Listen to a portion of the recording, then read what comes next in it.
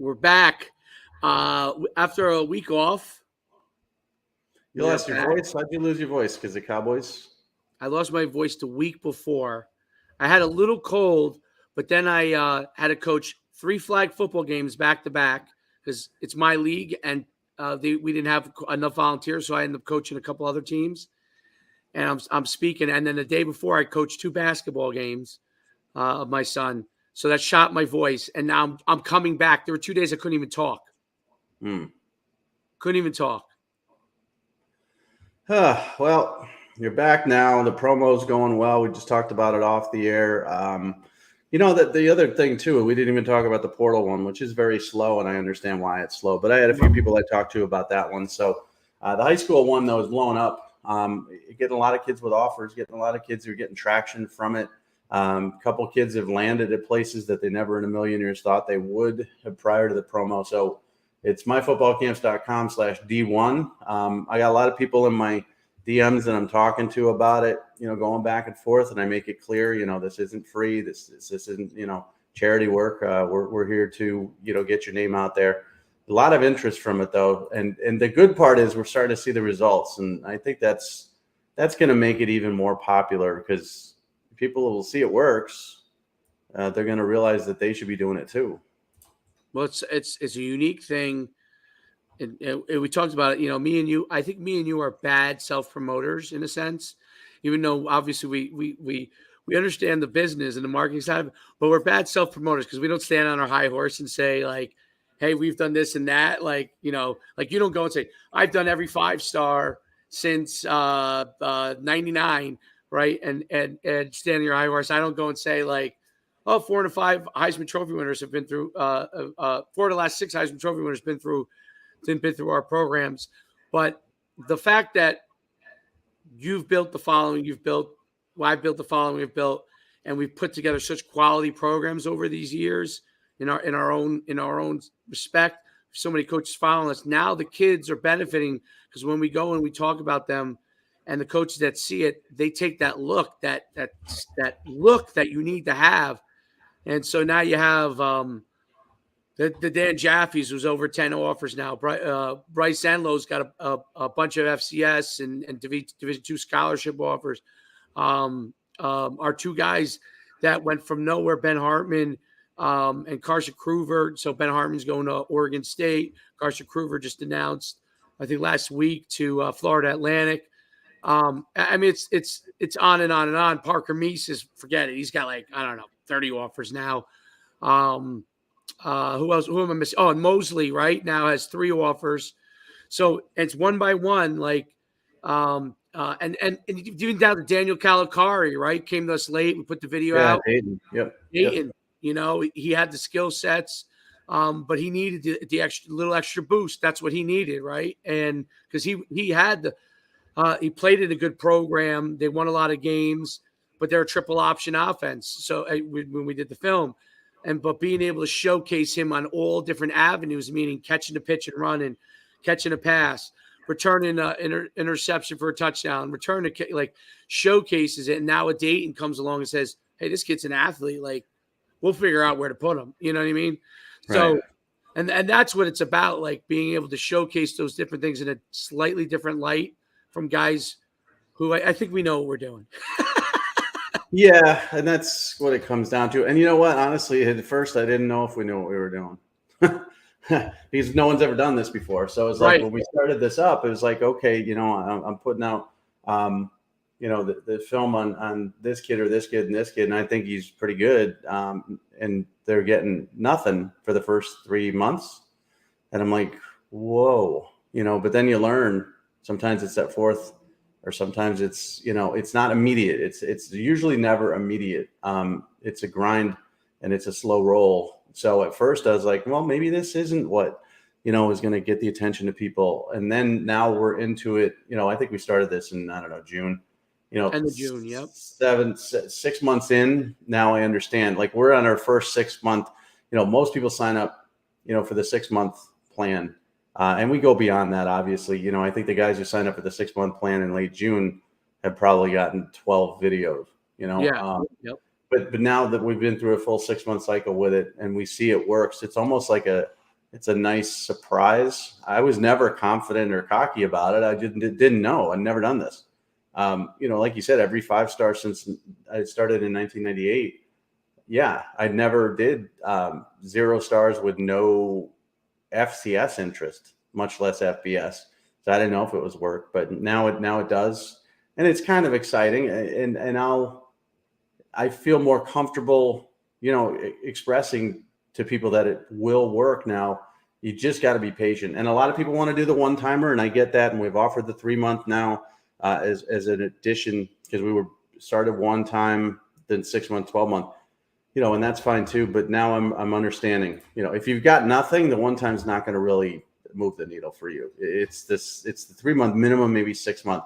But for those guys you just talked about, not Jaffe, who had offers when he came to us, or Parker Meese, but the guys like Kruger, Calicari, Hartman, who had nothing, it takes time. And so that's the thing I'm going to be telling people, was like, one time is great. Let's do it. That's fine.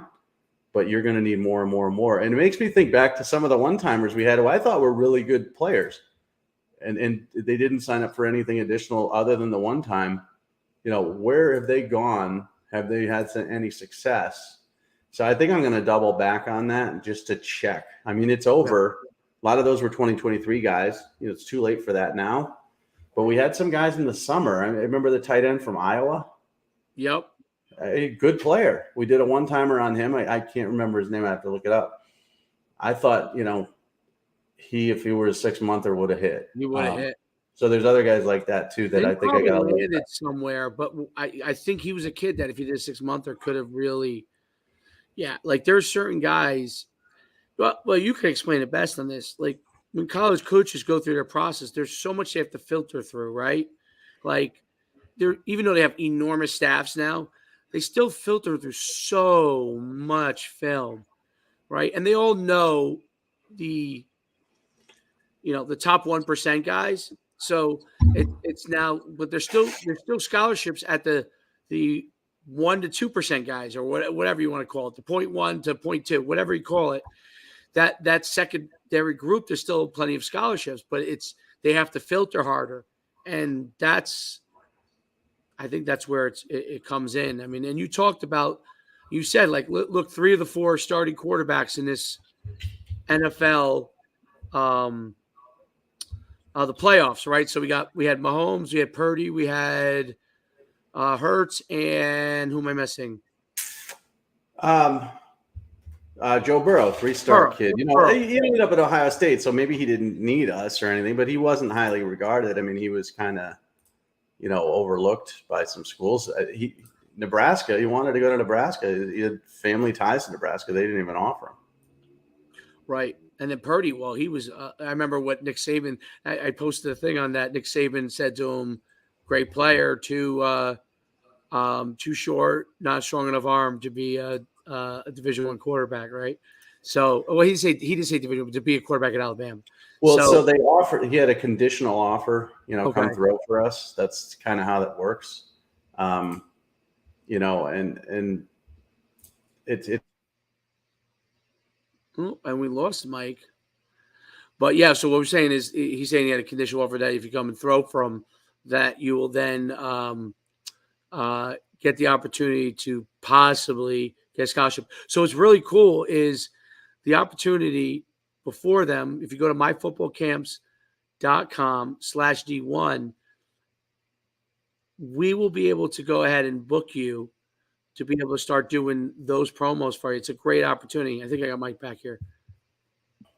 There we go. I was messing with stuff.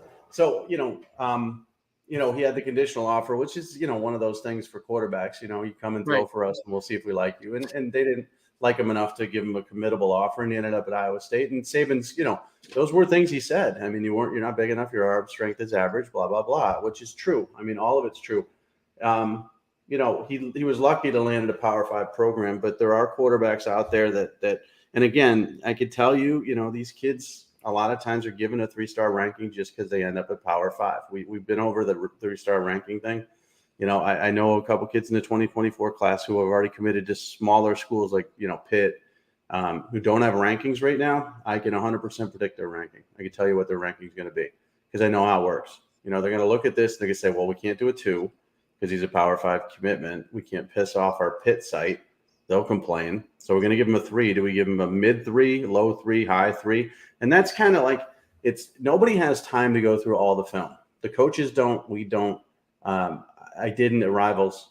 I never had time to go through all the film. So what I did is, like you said, I focused on the top 500 kids. You know, we had a Rivals 100, Rivals 250. I focused on those, and I made sure we tried to get the 5 and 4 stars the best. The 3 stars sometimes was just like a flat, I don't know, I'm going to throw a number at you, you know, as far as a star ranking. And the coaches see these videos, and it's not like, oh gosh, you know, Schuman and Farrell are the greatest evaluators on earth. Oh my gosh, these guys are saying this, that, and the other. They're intrigued by it because it's a shortcut for them.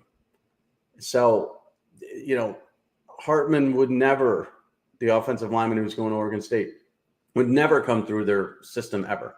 Right. And so they look at it.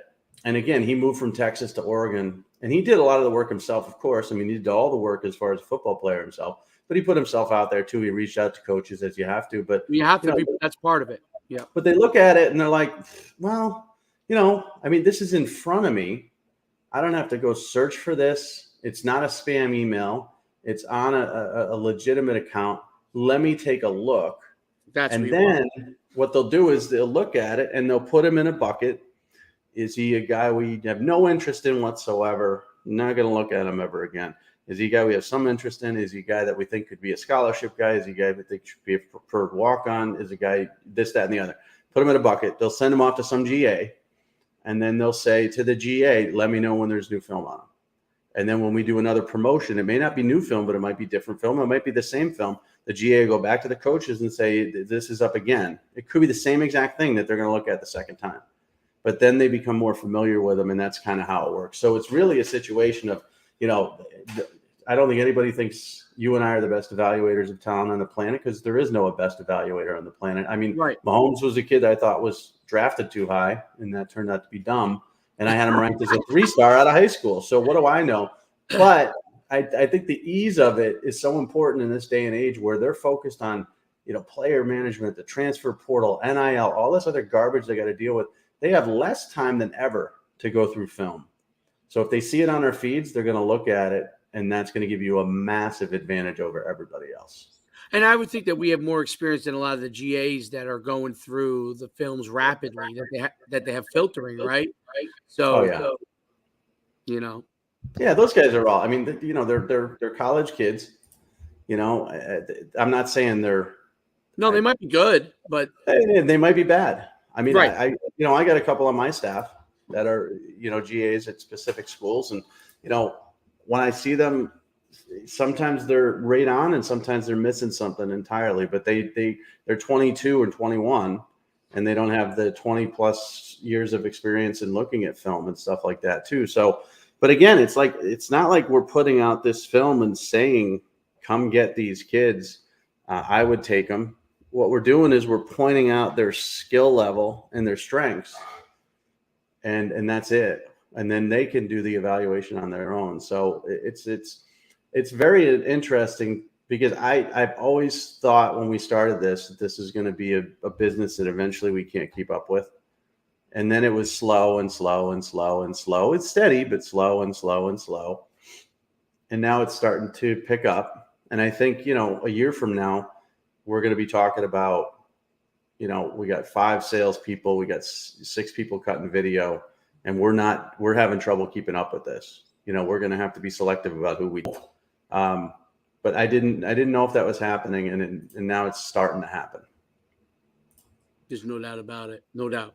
myfootballcamps.com/D1 for the high school promo. Also, you could listen. If you have a question, you can certainly DM us. We'll also let you book with our guy that helps us put everything together, Coach Manis. We'll send you over there. You'll be able to get an appointment and talk to somebody as well, which we think is the best way, right? You know, in order to you have a conversation with someone about it, so you're most comfortable. But you're ready to do it. Listen, you're ready to do it. We'll jump right on it. Best way. Okay, the best way is to just sign up and do it. I mean, honestly, it really is because it works. Right. Two guys with gray beards, you've been around for a very long time, may or may not impress you. Um, the resume, the experience, all that stuff may or may not. So if you do need to talk to somebody, I mean, honestly, the best way to do it is to look at the results and Exactly. just do it. So just go to, myfootballcamps.com/D1 and sign up. And it's no different than you talking to somebody. We're going to get that order. We're going to get your film. We're going to communicate with you. We're going to put it out there. And the funny part about it is, it's going to work. And you're going to get more value out of it. We got BB Brown, who's the kid from, so his huddle and his Twitter said Virginia. Okay. Right. Said he was from Virginia, and he even had a Virginia phone number up on his Twitter. So I put out a video about 2027 DB/athlete BB Brown, who's got a chance to be very good. Yes. And I said from Virginia, and his dad, DM'd me and he said, well, we live in Oklahoma now. And I said, oh, okay, great. This isn't the first video we're going to do of him. We're going to do plenty on him. Obviously, he's a 3-month guy. I said, but you're going to want to correct that, because if I'm saying it, and that's what the huddle's saying, that's what the Twitter's saying, that's what people are going to think, so being from Oklahoma is certainly going to help you in some respects, because those schools that may have looked at Virginia that wouldn't recruit you because they don't really recruit that area, now find out you're in the Midlands, they're going to recruit you, and now you may hear from, some schools in Virginia that knew you were there, as a 7th grader or whatever. But that's the thing about it, is like, we're going to help you correct things as well, whether on purpose or not. Like, I didn't look at it and then research and then see he lives in Oklahoma. I didn't know he lived in Oklahoma, but I did the video, said Virginia. He pointed out in Oklahoma. Now we got it buttoned up. Now everything shows he's from Oklahoma. And now that's going to help his recruiting exponentially. And if he had not signed up for this, that Virginia might have stayed on there for 2 more years, because you just don't notice it. So even that little part's going to help him. It's a great point. It's a great point, because we're looking at everything to see what it is, and that's part of the process. Really cool stuff. So myfootballcamps.com/D1. I'm at Coach Schuman. Mike is at what is it? M Farrell? M Farrell Sports. M Farrell Sports. I'll put that up in a second. And then obviously, I'm sure everybody wants to talk about this, and it was great. The 2 games yesterday. Well, 1 game was a blowout because once the one quarterback got hurt, that was it. But the second game, there's much more to talk about in the second game. I feel, first of all, I felt terrible for the guy who, at first I was like, the dumbest thing I've ever seen someone do, but I felt terrible for him because the kid from Texas. He recognized so quickly. At least, that's why I have great respect for him. He recognized quickly what he did, and really, I felt terrible for him. His teammates did a great job going over him. But that game as a whole, I tell you, like, I always thought, obviously, Patrick Mahomes has been a great quarterback in the NFL for a while. He does a lot of stuff the kids trying to mimic. You cannot. I try to tell kids all the time, maybe you're the one that's like Patrick Mahomes. I don't know. But if you're not, don't try to mimic it, because what he can do, he's so well coordinated. That's the best thing I could say from watching him play. His coordination as an athlete. I'm not talking about speed or anything. His coordination is so amazing, how he's able to take a ball, put it in one hand, shovel it forward. He's just like a point guard. You know what I mean? He's playing quarterback or a baseball player. He has those skill sets. What he did was amazing on one leg. Obviously, he's probably shot up to the kazoo in that leg, so he's probably not feeling it, which is why sometimes he had some weird plays. But what he did, it was amazing. I thought Cincinnati had plenty of opportunities, and I think Joe Burrow is great, and he does a lot of great things. But I think that they mistimed a lot of plays. Like, there was a lot of plays that were mistimed. You know what I mean? And it came and bit him in the butt at the end. What did you think? Well, Mahomes is a great player. Obviously, he has a different.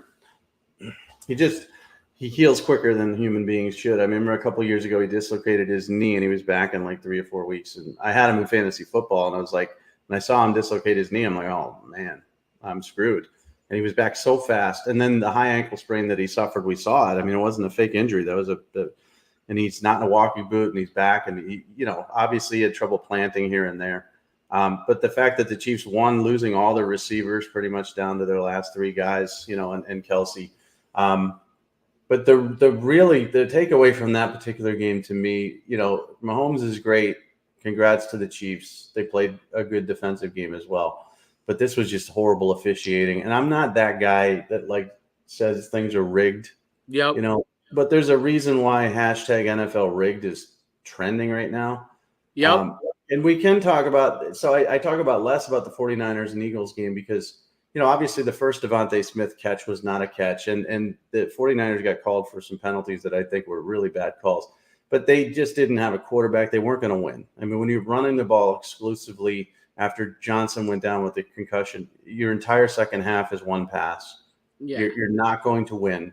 You were never going to win, and you got blown out. So there's no case for the 49ers to say we got screwed because of bad calls. There were bad calls, and they got screwed, but they were going to lose anyways. But the Bengals got screwed. I mean, that extra down was astonishing to me. It was 3rd and 9.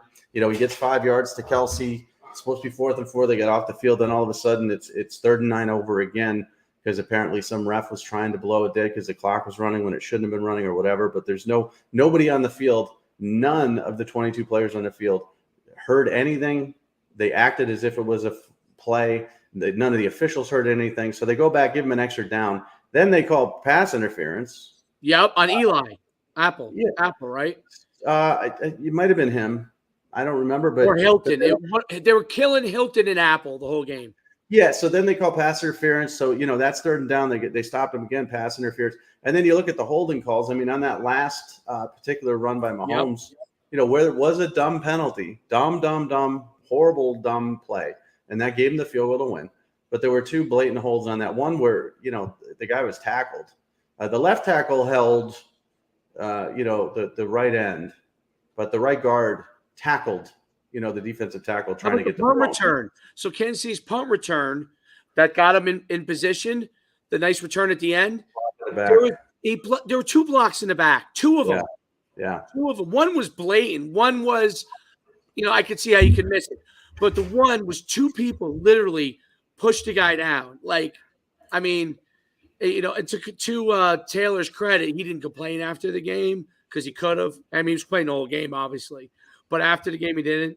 But that return does not happen. They're starting at the 30 instead, or 25, instead of at the 45. You know what I mean? So that was a huge play, and they didn't call. It was a non-call. They were calling everything, and then all of a sudden, 2 blatant blocks in the back, and they don't call it at all. Yeah, and there's so many. I mean, I'm looking at the play you're talking about right now.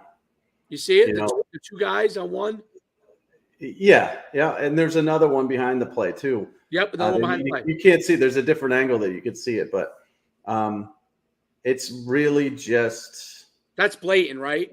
Yeah, it's just. I mean, it's bad. It's bad. It's bad, first of all, that, talking about the Eagles 49ers game, it's bad, first of all, that, we've added a 17th game. And expanded the playoffs over the last many years, but the 53-man roster stays the same. So you can only dress 2 quarterbacks. You could dress 3 if you want, but nobody does. So then you go into a quarterback situation where Brock Purdy gets hurt, and then Josh Johnson gets hurt, and you don't have a quarterback. I mean, Purdy comes back, but he can't throw the ball. It's at that point you're Deebo Samuel or Christian McCaffrey. But this is the playoff. This is the NFC Championship game.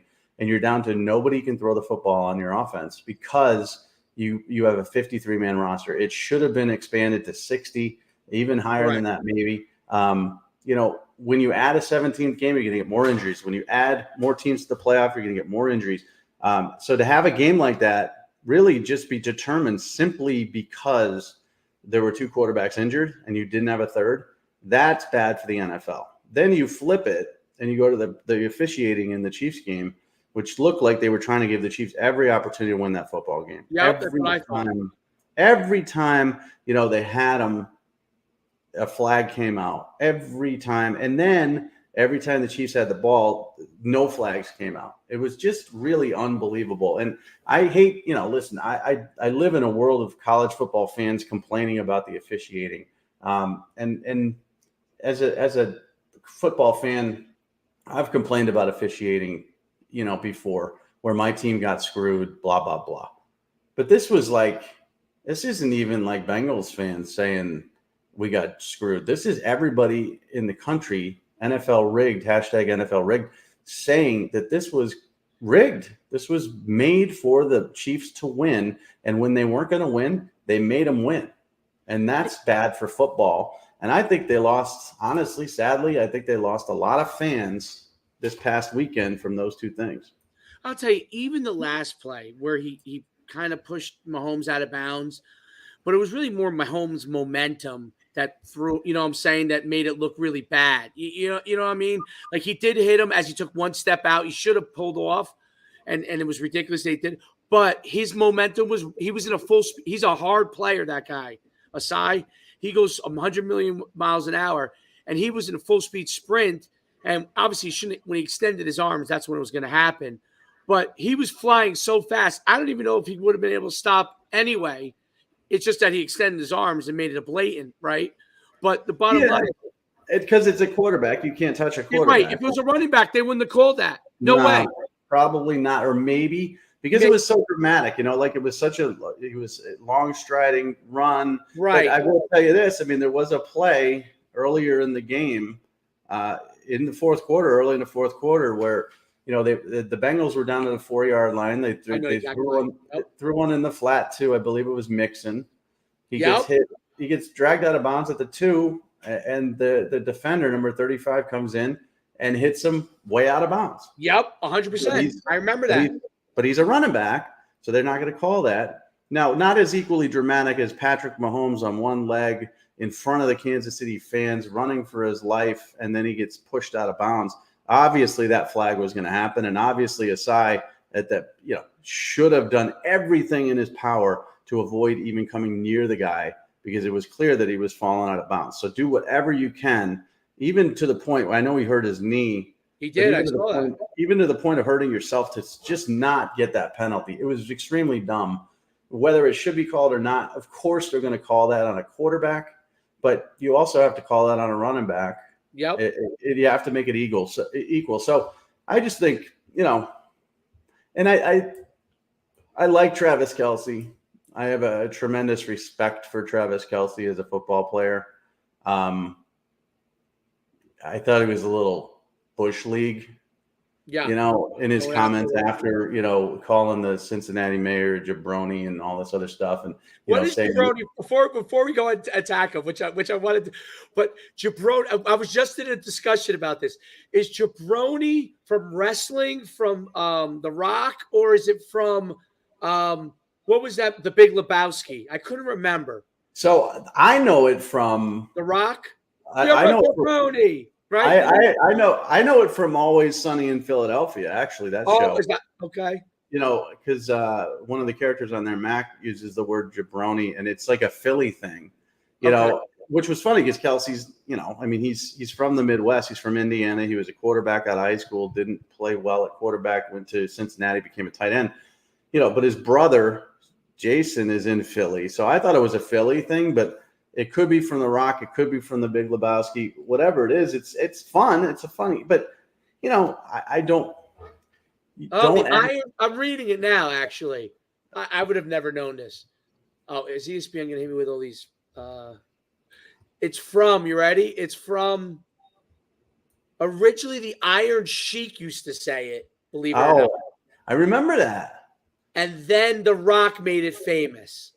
So that's what it's from. The Iron Sheik used to say. I kind of do remember it too. That was the 80s. That's the 80s. He was the villain. And jabroni, it's like jerk, idiot, whatever. And I don't mind it, but Kelce then saying this isn't Burrowhead and talking about fight for the right to party and all this stuff. I mean, I get it. If you're a Chiefs fan, you love him, but he was kind of acting like they won by 2 touchdowns. I mean, they were handed a victory. I'm scrolling through NFL rigs now. There's a screen grab of on the intentional grounding play on Burrow in the fourth quarter. He's got hands to the face of the offensive lineman before he pressures Burrow. I mean, he's really like jamming up. So that's illegal hands to the face. I'm looking at other stuff. I mean, people are coming up with so much evidence. They got frame by frame of the holds on that rushing play. It was just a really bad look. And it's just Ron Torbert is the official.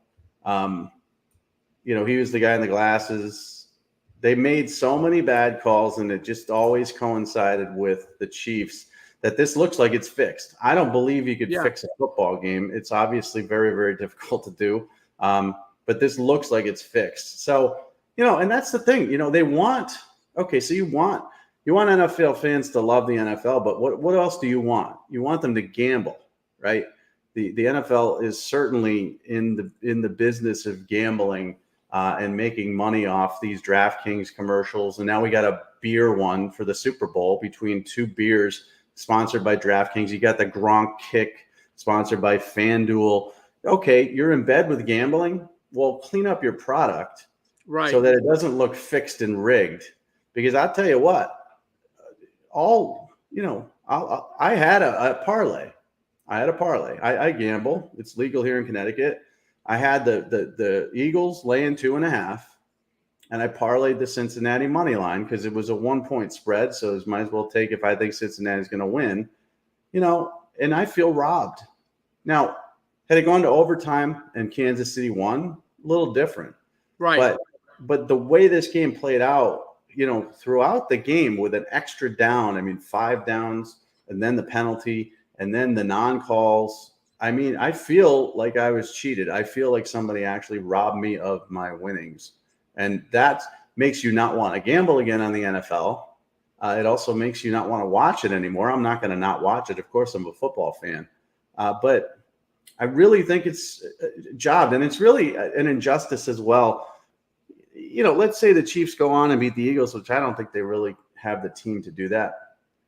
Everybody's going to be pointing to the fact that they were handed the game against the Bengals, and any calls that are made in the Super Bowl for the Chiefs, people are going to say that the NFL wants the Chiefs to win. There's no doubt about it. I think the NFL has to clean that up completely, because then it becomes, I don't watch NBA basketball a ton, but you saw the thing circulating with LeBron when he goes at the end of the game. Look, LeBron is crazy when he doesn't get his calls. It looks like a big baby, looks like my 7-year-old. But and I think my 7-year-old behaves better when that happens. But he doesn't get a call. He goes up, but it was obviously a clear foul. Like anyone could see that anywhere from any vision in the stands, right? And when the fans said the same thing about that, and that was just it's a meaningless regular game, right? But people are betting on those games. So when LeBron doesn't get, and I don't care what side you're on in it, but when LeBron doesn't go to the line there in that situation, and it's a tie game or whatever, you probably, anyone who gambles or anyone, and these things are all sponsored, all these sports teams are sponsored by gambling things now. So when you're sponsored by that and you don't get a legit call, people question. Like that thing with LeBron, and he's right, but he's just over the top with it. But obviously that's like I watch it from 50 different angles. Yeah. Is LeBron crazy? No. He's 100% right. It makes it, it's LeBron, so it's a big deal. Patrick Mahomes, okay, if that's Brock Purdy running out of bounds, do they throw the flag? I don't know. If it's Joe Burrow running out of bounds in Kansas City, do they throw it? I don't know. But if you're not consistent with your calls, I don't know what you're doing. And your product, listen, the product, compared to what we grew up with, the product stinks now anyways. You can't do anything as a defender. You can't hit anybody. You can't knock them out over the middle. There was one play, I forget what it was. It was a great catch. I think it was Valdez-Scantling, who made an amazing adjustment in the first quarter on a ball. It was supposed to be thrown to this shoulder. He turns back this shoulder. The safety has to let up.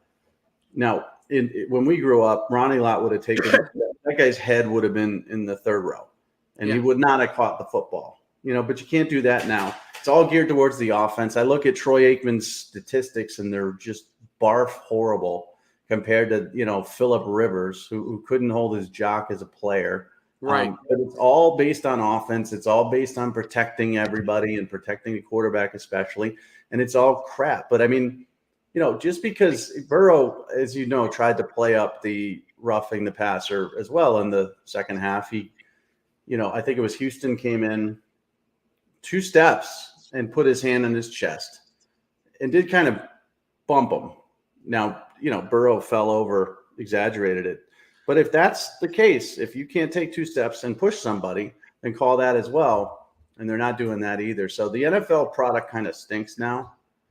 And this makes it even worse. But I'm never not going to watch it. I mean, the only thing I'd stop watching it, you notice the Pro Bowl has gone to flag football, which is fine. It's absurd, by the way. To me, it's absurd.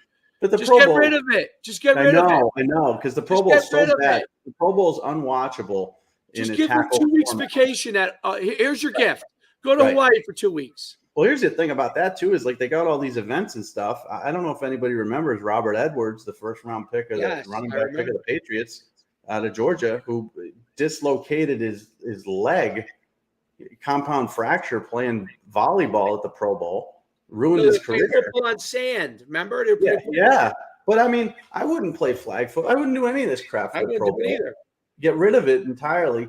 But also, if that's what the NFL eventually becomes, and it could, probably not in our lifetime, but it could very well turn into you're not allowed to tackle anybody, then I would never watch it. I would never in a million years watch it. But that's where we're headed. I mean, each one of these things, these little things, are leading to the wussification of football.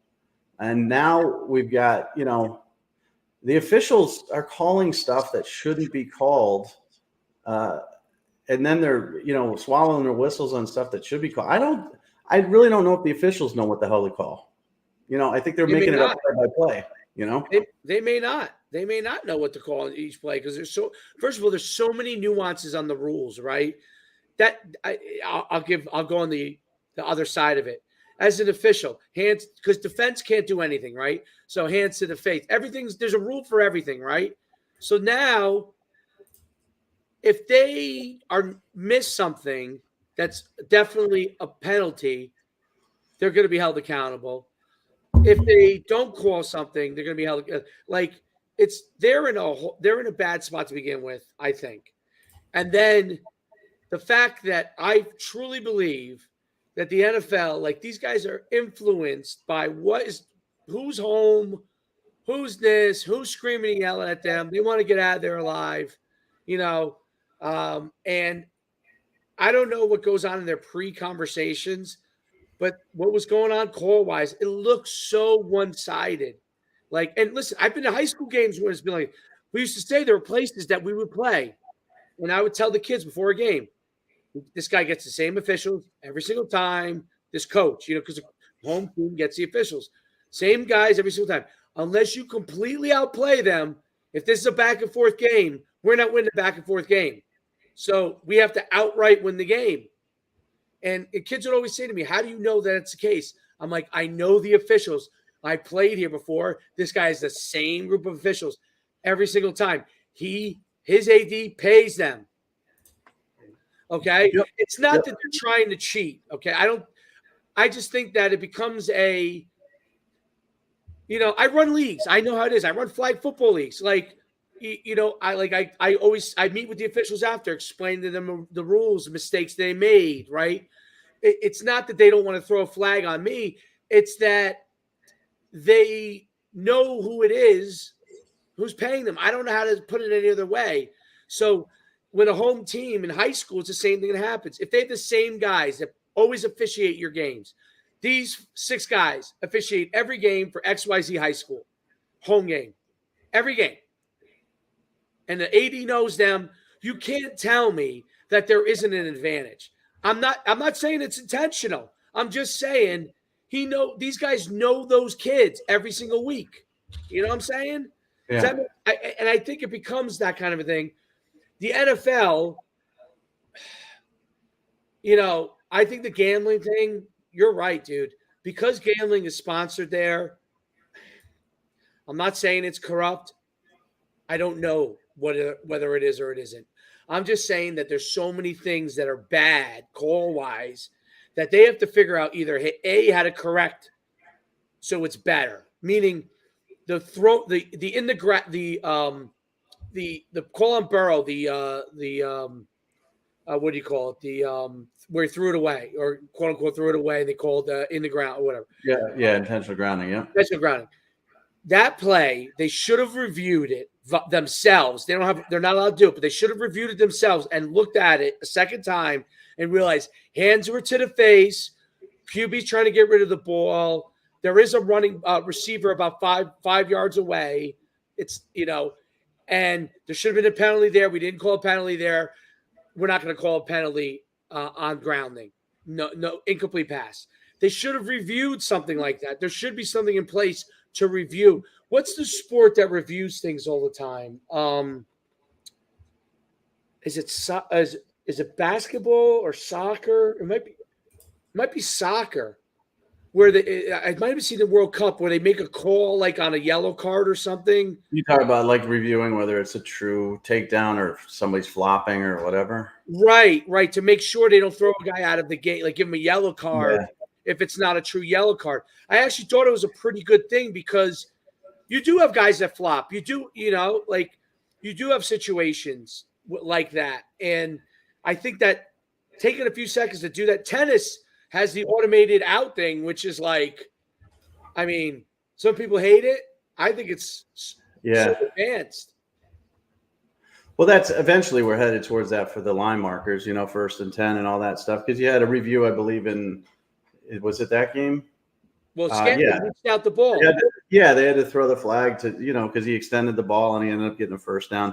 And that was a bad call on the field. And then there was another call that they actually reversed themselves, which was good. But yeah, the officiating, I mean, yeah, if you could fix it. Now, again, a lot of this is how much are you going to slow down the game?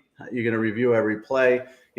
When I look at these NFL rigged, ones with the holding calls, you can't really go back and change two missed holding calls. You can't. I don't think you can go back and change the hands to the face stuff unless you're going to review it already. Like you said, with the intentional grounding, they went back and reviewed it, and they should have said, "Oh crap, that was intentional grounding. He was 5 yards short of the running back, but geez, we missed Chris Jones hands to the face on that left tackle."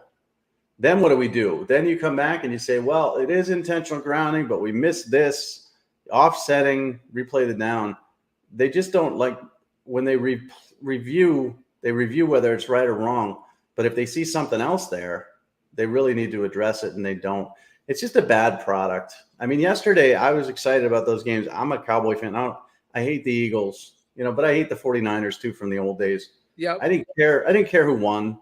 But that game was garbage because of the quarterback situation. But it was also garbage, from the first quarter that every call went against the 49ers, and that pass should not have been ruled a completion. And then I'm watching the Chiefs-Bengals, and like I said, I mean, I'm rooting for the Bengals because I got a parlay. But I'm just like, I'm not. There's no way for me. When it was 3rd and 9 and they gave it over another down, let's replay 3rd and 9. I'm like, I have no chance. I should cash my bet out now, which I didn't do. I should cash my bet out now because there's no way. There's no way I'm going to win. And it came true, And listen, the Chiefs they played their asses off. I mean, Kelsey's an amazing player. Mahomes is amazing for everything he does, fighting through that. They had receivers step up that had never really played big roles before. Chris Jones is awesome. The defense played well. Kudos to them. It just sucks. And I'm sure it sucks for them the way they won. They probably would have rather, honestly, not lost, but they probably would have rather it go to overtime and win it there rather than win on a play with 2 holding calls. So it's not their fault. It's the NFL's fault. But yeah, we got to get going here, but we could brag about this all day long. It's very interesting. And I think that honestly, what you said about the rosters, when I was an agent, the players were going nuts about this because this is when they were still in the process of making the move to it. And I could understand the NFLPA always talks about how we protect the player. I could not understand how they were agreeing to it. I was like, players were asking me like, how come we're gonna have to play another game? And I'm like, I don't know. You got to talk to the NFLPA. Like the agents are part of the NFLPA, but we're really not an influence. You know what I'm saying? We're really an after product. I'm like, you guys have to rally around yourselves. You have to fight that if you don't want to play a 17th game. Or what you said, expand the rosters. Because what we have now is bad. That should not have happened. 2 quarterbacks go down and now there's nobody. That's bad. Yeah, to a team also that lost their first string quarterback in Garoppolo. And Trey They Lance. lost their backup Trey Lance. Then they're on their third string quarterback, Purdy. He gets hurt. Then they're on their fourth string quarterback, Johnson. They have a fifth string quarterback because obviously Garoppolo was done. Lance was done. Those guys were done for the year. There is a third string guy who's on a practice squad, but he's on a practice squad because of that. So he's not on the 53-man roster. So then as a coach, you have to figure out, okay, do I want to suit up a third quarterback, or do I want that, 8th defensive back? And of course you're not going to pick the third quarterback because you hope that's not going to happen. Right. But when it does, you should have both. You should have a 60-man roster with that third quarterback, or it should be it should be required to dress 3 quarterbacks. I think you're going to see some rule change has to occur here, because the fact that we're at the NFC Championship and these teams have fought so hard all season long, to get to this point and battle through injuries and a longer schedule just to get to the point where it's a non-competitive football game in the second half. Because of that, I think they're going to probably they should make it 54, and the 54th has to be a third quarterback. Right. Do something, because without a quarterback, I'm sorry, nothing happens. Nothing works. You can replace any other position. You could have, 2 left tackles can go down. You can move a guard over there, but to throw the football, that's all you got. So I think they're going to have to do something. But it's a shame for the football fans. It's a shame for those teams. The night game was a shame for football fans. If I'm a Cincinnati fan, I am livid today. They're being very classy about it. I think you're going to see Zach Taylor be less classy about it as he starts to review the film. But just a bad product. But ours is a good product. My football team, he won. And then the portal one is what? It's portal? It's /transfer. Okay, so myfootballcamps.com/transfer. I did have a couple people I spoke to that I think are going to sign up for the portal one as well. We don't have a lot of clients for that. I just checked in with Carter Lynch. It's going a little slower than he's hoped, and we're just going to keep pushing his video out there. He's going to get a home, and that's the thing about the portal one is like, it's $300, but we're going to push it out there till you get a home, and that's not until you're like in an old age home. You're going to find a home. Whether it's a preferred walk-on spot, whether it's partial scholarship, whether it's FCS going from Power 5 to FCS, you're going to find a home unless you just can't play football. So that's the good part about the portal page. But let's get out of here. Until next week, just DM us if you have any questions about the promotion. We'll see you next week.